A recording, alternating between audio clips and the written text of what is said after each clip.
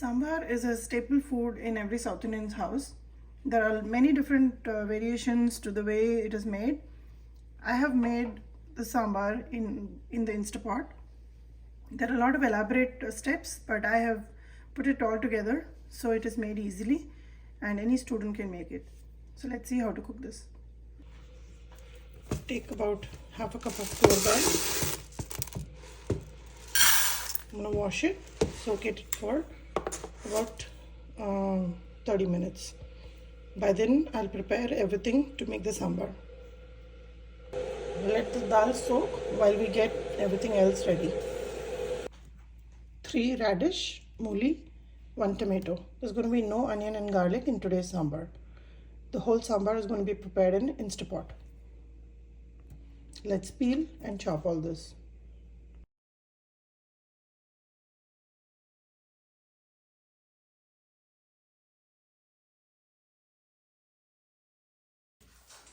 Let's prepare the sambar in Instapot.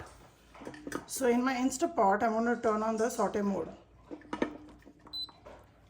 So we'll do the tadka in the pot and prepare everything else alongside.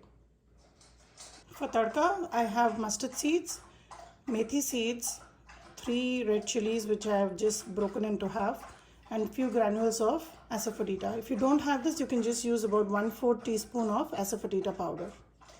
For this sambar, I'm going to use peanut oil. Once this tadka is ready, I will add some curry leaf. And right on top of that, I'll add my vegetables, tomatoes and mooli.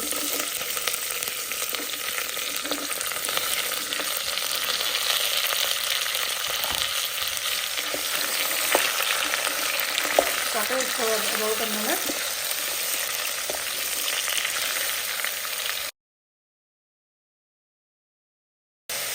After about a minute, add a little bit of haldi and about 3 tablespoons of sambar powder. 1, 2, 3. Sambar powder has haldi in it, but I've still gone ahead and added some. Just saute the vegetables in the sambar powder. So the sambar powder is also roasted. Mix well.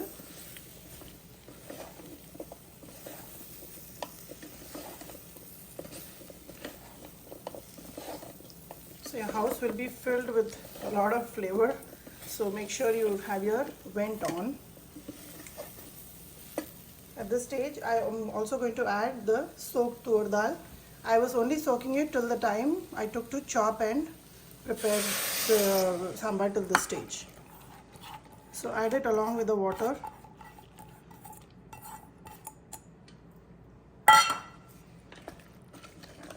Mix it well. I have not added salt yet.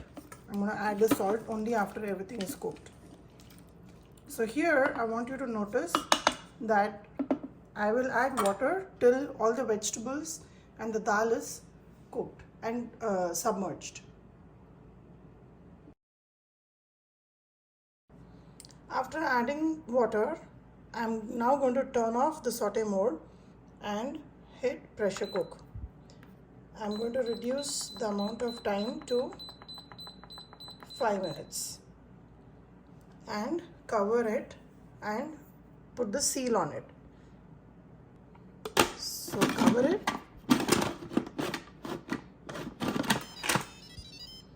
seal it, make sure it is on seal.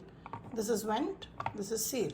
So keep it on seal and let it cook for 5 minutes and naturally pressure release. So let it just cook. When it turns off, just unplug it so it releases the steam in about 20 to 30 minutes. While the sambar is in process in the IP, I will add about 1.5 tablespoon of tamarind pulp to this vessel and soak it with about a cup of warm water. The IP is turned off and it's naturally pressure released. I'm going to open and let's check. So here we have the sambar is almost halfway done. So all the dal is nicely cooked, the vegetables are cooked well. I'm yet to add any salt to it.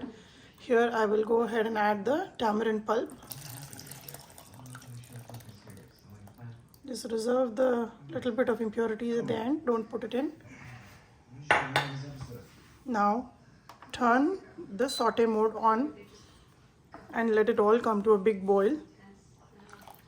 The little bit of excess liquid that you see will all evaporate. This sambar is primarily used to have it with rice. This is not the tiffin sambar that goes well with the breakfast items like idlis and dosas. This is going to be primarily used for rice. As it is coming up to a boil, I'm going to go ahead and add salt. About 2.5 teaspoons for this quantity. Sambar is boiling well. So if you notice all this foam that's formed on top, that's because of the tamarind. Tamarind is well cooked when it foams up. Now at this stage, this is totally an optional step. I have about half a cup of coconut in the mixie jar. I'm going to go ahead and make a smooth paste out of it with a little bit of fluid from this sambar. You can always add a little bit of tomatoes also, but I think it's sour enough. So I'm just going to make a smooth paste with this amount of coconut and pour it in this.